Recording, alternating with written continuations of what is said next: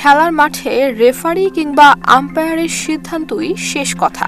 একবার বাঁশি বাজানো কিংবা আঙুল ওঠানো মানেই সেই মুহূর্ত থেকে ম্যাচের গতিপথ বদলে যেতে পারে। কিন্তু ইতিহাসে এমন অনেক মুহূর্তই আছে যেখানে রেফারির সিদ্ধান্ত খেলোয়াড় এবং দর্শককে একই সাথে হতবাক করেছে। এগুলো শুধু বিতর্কই নয়, পরবর্তীতে হয়ে দাঁড়িয়েছে কিংবদন্তি। 1966 সালে ফুটবল বিশ্বকাপ ফাইনাল, ইংল্যান্ড বনাম পশ্চিম জার্মানি। ম্যাচের এক গুরুত্বপূর্ণ মুহূর্তে ইংল্যান্ডের জিও ফার্স্টের শর্ট ক্রসবারে লেগে গোল লাইন ছুঁয়ে ফিরে আসে। জার্মান ডিফেন্ডাররা বল ক্লিয়ার করে দেয়, কিন্তু রেফারি এবং লাইনম্যান গোল ঘোষণা করেন। সেই সিদ্ধান্তেই ইংল্যান্ড এগিয়ে যায় এবং শেষ পর্যন্ত জিতে নেয় বিশ্বকাপ। আজও ফুটবল বিশেষজ্ঞদের মধ্যে বিতর্ক চলমান, সেটি আসলেই গোল ছিল কিনা।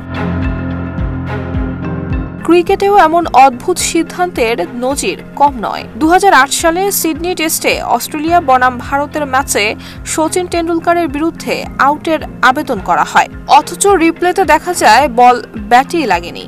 এমন ঘটনা পরবর্তীতে প্রযুক্তি ব্যবহারের দাবিকে আরও জোরালো করে তোলে। ফুটবলের ইতিহাসে সবচেয়ে কুখ্যাত ঘটনা হয়েছিল 1986 সালের বিশ্বকাপে। আর্জেন্টিনার কিংবদন্তি ডিয়েগো ম্যারাডোনা ইংল্যান্ডের বিপক্ষে হাতে বল ঠেলে গোল করেন। রেফারি বিষয়টি দেখেননি এবং গোলটিকে স্বীকৃতি দিয়েছিলেন। পরবর্তীতে ম্যারাডোনা একে আখ্যা দেন হ্যান্ড অফ গড, যা আজও বিতর্কিত হলেও ফুটবলের ইতিহাসে বিখ্যাত মুহূর্তগুলোর মধ্যে একটি।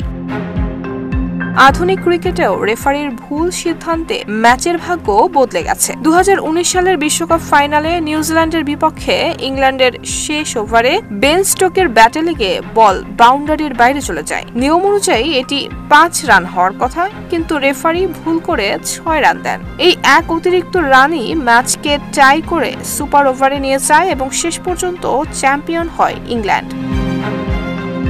এমনভাবেই খেলার মাঠে আবেগ, উত্তেজনা আর চাপের মধ্যে রেফারি কিংবা আম্পায়ারের কিছু ভুল সিদ্ধান্ত ইতিহাসে আজও চিরস্থায়ী হয়ে আছে। নুসরাত জাহান মেহেক, ঢাকা পোস্ট।